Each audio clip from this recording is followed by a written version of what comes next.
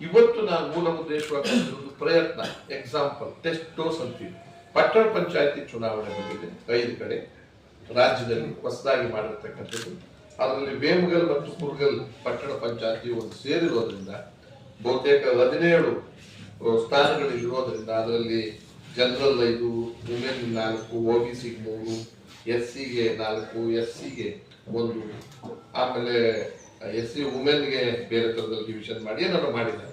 ಅದು ಇವತ್ತು ದಿವಸ 12ರಲ್ಲಿದೆ. ಮೇ ಬಿ ಒಂದು 15-20 ಸಾವಿರ ವೋಟರ್ಸ್ ಇರ್ಬೋದು ನಾವು ಲೆಕ್ಕ ಹಾಕಿರೋದು.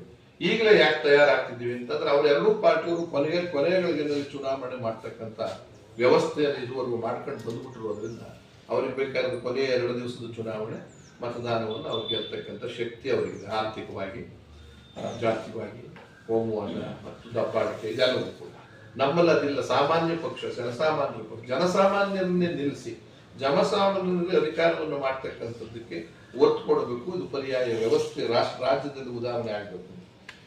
ಒಂದು ಮಾತಂತ ಹೇಳ್ತೀನಿ, ಚುನಾವಣೆಯಲ್ಲಿ ಗೆಲ್ಲೋದು ಸೋಲೋದು 2ನೇ ಭಾಗ. ಪ್ರಯತ್ನ ನಾವು ಎಲ್ಲಾ ಕ್ಷೇತ್ರದಲ್ಲೂ ಅಭ್ಯರ್ಥಿಗಳನ್ನು ಹಾಕೋದಕ್ಕೆ ತೀರ್ಮಾನ ಮಾಡಿದ್ದೀವಿ.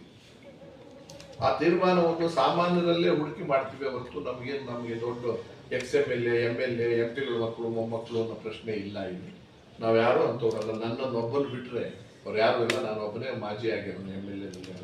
ನನ್ನ ಮಕ್ಕಳು ಮೊಮ್ಮಕ್ಕಳು ಯಾರು ಇಲ್ಲ ಅಂತಂದ್ರೆ ಅದನ್ನೇ ಹುಡುಕೋದಕ್ಕೆ ಪ್ರಯತ್ನ ನಡೀತಾ ಇದ್ದೀವಿ. ಇವಾಗ ವ್ಯಾಮ್ಗಲ್ಗೆ ಹೋಗ್ತಾ ಇದ್ದೀನಿ. ಇಲ್ಲಿಂದ ಅಲ್ಲೊಂದು ಸಾರ್ವಜನಿಕರ ರ್ಯಾಲಿ ಮಾಡಿ ನಿಮ್ಮಲ್ಲಿ ಅಭ್ಯರ್ಥಿಗಳನ್ನ ಆಯ್ಕೆ ಮಾಡ್ಕೊಳ್ಳಿ, ರಿಸರ್ವೇಶನ್ ಹೀಗಿದೆ ಹೆಂಗಿದೆ, ಎಷ್ಟು ಬರುತ್ತೋ ಅಷ್ಟು ಮಾಡೋಣ, ಪ್ರಾಮಾಣಿಕವಾಗಿ ಚುನಾವಣೆಯನ್ನು ಮಾಡಬೇಕು, ಈ ಪರ್ಯಾಯ ವ್ಯವಸ್ಥೆಯನ್ನು ಹೋಗಿಸ್ಬೇಕು. ಈ ಜಾತ್ಯತೀತ ಅಂತ ಹೆಸರಿನಲ್ಲಿ ಬರುತ್ತಾ ಇರ್ತಕ್ಕಂಥದ್ದು, ಕೋಮುವಾದದಲ್ಲಿ ಬರುತ್ತಾ ಇರ್ತಕ್ಕಂಥದ್ದು ಮತ್ತು ಲೂಟಿ ಮಾಡ್ತಕ್ಕಂಥ ಸರ್ಕಾರ ಇವನ್ನು ಪರ್ಯಾಯ ಹೋಗಿಸ್ಬೇಕು ಅಂತ ಯೋಚನೆ ಮಾಡ್ತೀನಿ.